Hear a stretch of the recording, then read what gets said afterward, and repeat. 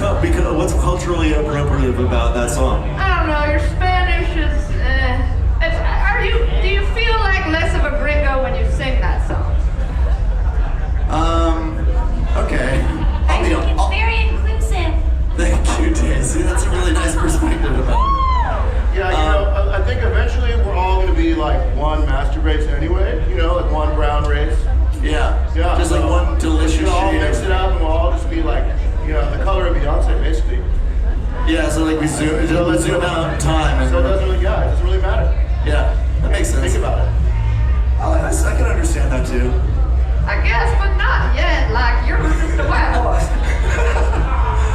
The song is called Super Gringo, about me. Your question was, what was your question? I just want to know if singing it in Spanish makes you feel less white.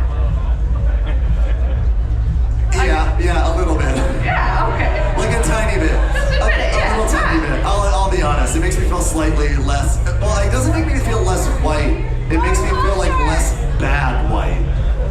Okay, say more about that, please. Okay, yeah, I'll happily say more about that. Yeah. Well, I wrote that song because I was living in Mexico, in a town called Sayulita, Mexico, and I was playing a lot of shows down there, but all of my songs are in English, and so I was playing all these songs in English. But English is, I don't know if you know this, English is not the native tongue of Mexico. Yeah, I know. Yeah, so I felt weird being like playing only English songs, and I speak Spanish well enough to write a stupid song in Spanish, and I thought I would like to do that. So I did that for two reasons.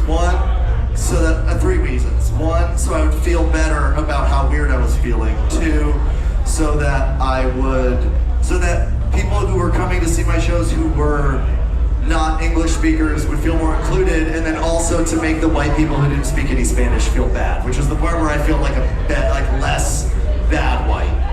Does that make sense? Does that make sense? Yes. Sure.